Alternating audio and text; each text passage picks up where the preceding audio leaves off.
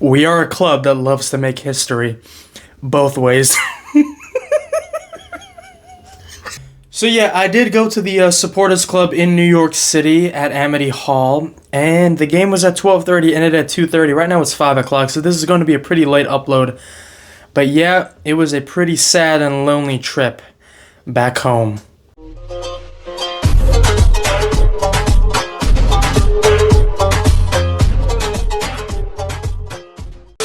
First of all, to Tottenham Hotspur, that was a brilliant display of capitalizing on defensive mistakes. That was an absolute beatdown by Tottenham Hotspur. By the way, I had to leave the game like 2 minutes early from the supporters club, and I actually missed the Brendan Johnson goal. Thank goodness. Yeah, that would have been a knife in the dagger. But still, first of all, looking at some of the displays from some of the players from Tottenham, congratulations. Vicario was an absolute wall. Vicario was absolutely stunning. Some of those saves that... I'm going to get into how City performed, but just a brief synopsis of City's game. I'm going to talk about this later. We didn't play bad. We didn't play poorly at all. We didn't. For any City fan that's saying this, I'm seeing a lot of City fans saying this on Twitter. I don't know what your eyes were looking at. They were just better defensively, and that we just didn't capitalize on our chances. Vicario, nonetheless, was absolutely brilliant. Some of the shots that Erling Haaland had would go in against anybody else, but Vicario was absolutely world-class today. I did say that Tottenham had an incredible attacking fullback duo in Udogie and Pedro Porro. Pedro Porro was absolutely stunning. Do we have a buyback clause on him? Because we definitely need a right back. He is perfect. Incredible display by Pedro Porro. Savinho needs to learn how to use his right foot. Savinho needs to learn how to not be a two-dimensional player at times. Yeah, the nutmeg was nice, and the switch of play was nice, and the snapshots were nice. We all know you're going to cut back onto your left. Can you please do something else? Jack Grealish is a sensational player. When he came on, the entire dynamic of our left flank completely changed because Jack Grealish loves to chip the ball with his left foot when he goes down the byline, and Savinho doesn't have that in his locker yet, and it was such an easy battle for the fullbacks today. James Maddison, happy birthday. Incredible display by James Maddison. In the right time, he was absolutely brilliant. He wasn't Tottenham's best player today, actually. No. He could be. It's one of a couple guys. Vicario probably might be number one, but James Maddison was stunning today. Solanke, I didn't really notice him for most of the game. I think Akanji had him on lock for a couple of challenges here or there. I did say in my preview a couple days ago that Gvardiol was going to have a huge task ahead of him with Kulusevski, and I said whoever our left winger is needs to be able to help it. That is why I said in the preview that I wanted Jack Grealish in there, because Savinho doesn't know how to defend. He doesn't know how to track back. There was a play in one of the goals, he was so late to going on to Kulusevski. It was just a very poor showdown, but Kulusevski, I'm going to get into those two later, but Kulusevski, exquisite player. There's a reason why I highlighted him in my preview video, because he is such a threat to us. Every time he plays against us, Kulusevski is just silk. Solanke was average today, but Heung-min Son, what can I say about Heung-min Son? Absolutely world-class today. Absolutely world-class today. That pass to James Maddison with that left foot touch, that was exquisite.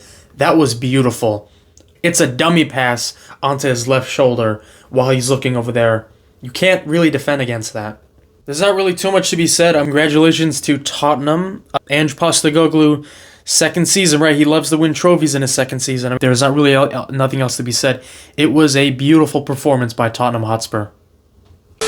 As far as us, I think City in our general play, let me tell you something. I thought we had so many chances and we just didn't finish well. Haaland had a couple of chances in which some of them he should have done better, and some of the chances he had in the second half were pretty exquisite. That shot on the top left-hand corner from the crossbar, that was just brilliant. That was just brilliant center forward play by Erling Haaland. But still, he didn't score today. It was very unfortunate. But again, he did show out in terms of getting into the positions. He just didn't have the right execution. Foden had chances today, but Foden's chances were at least 2, 3, 4 times harder than what Erling Haaland had to deal with. Some of the passes that Gvardiol had, Savinho had to him, Phil Foden had to him. It's snapshots with his left foot. He doesn't really have time to think. And I'm not getting angry at Erling Haaland's performance today. Anybody that thinks that Erling Haaland didn't show up today, you obviously don't know how to kick a football very well, or you've never have, and it's completely apparent in how you speak about players today. Just because a striker doesn't score goals doesn't mean he's a bad football player, or he didn't show out today. Savinho, it's very hard to describe Savinho's game today because, yes, the nutmeg was nice, aesthetically it was pleasing, but again, me and my friend were talking about this while we were watching the game. He doesn't use his right foot as much as he should. Savinho still doesn't have that yet. He's very young. Don't worry, it'll come. But again, I'm not going to judge him harshly on this because it is Tottenham Hotspur.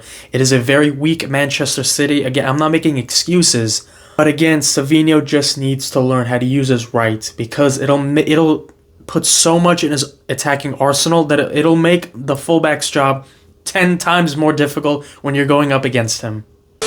I gotta be honest, I thought Rico Lewis, Gundogan, and Bernardo Silva were good today. I really thought they were good today, and I don't want to hear any hate towards Ilkay Gundogan. I've been sick of it. Just because he's not the same player that he was doesn't mean we should hate on him 24/7. But Rico Lewis was exquisite today. I really thought Rico Lewis was sensational today. That yellow card was pretty, and Bernardo's yellow card, they were pretty unnecessary. But Ilkay Gundogan was getting into the right positions. He was cleaning up a lot of play. He was doing what Ilkay Gundogan did before he went to Barcelona. Touching in and out of players, getting into space, shrugging players off, spinning around the ball. I mean, he was doing that today. So I thought Stones and Akanji were alright. I definitely thought John Stones was the much better defender today. Akanji on that third goal by Tottenham, just walking on Pedro Porro's goal. Just jogging back, looked like he didn't want any part of defending. I don't want to see that. I really don't, because then you might as well just sit on the bench, and I'd rather have Simpson Pusey come in, because why not? If you're not going to give any effort, then what's the point? Ederson, I thought Ederson did pretty well today. I liked his passing. I liked some of his saves today, especially on that shot from Heung-min Son early in the first half. That was an incredible... I don't know how he got that much power off of that. Heung-min Son, world-class player, one of the best players we've seen in the last decade in the Premier League. That was going top left-hand corner. Ederson with a brilliant save. I mean, he is a top-class keeper. He is a world-class goalkeeper, Ederson. I don't know why people still don't think he's not good at saving the ball. Why would City employ a goalkeeper that can't save? Just because he can pass, he's going to be our goalkeeper? No. Let's move on to Kyle Walker and Josko Gvardiol. Kyle Walker, a lot of City fans have been bashing this guy since the beginning of the season. I think it's time. I'm not asking him to retire, but I think it's time for your minutes to be limited because Heung-min Son had you on the ropes. He really did. He did have some good passing, crossing, that cross by Kyle Walker in the second half.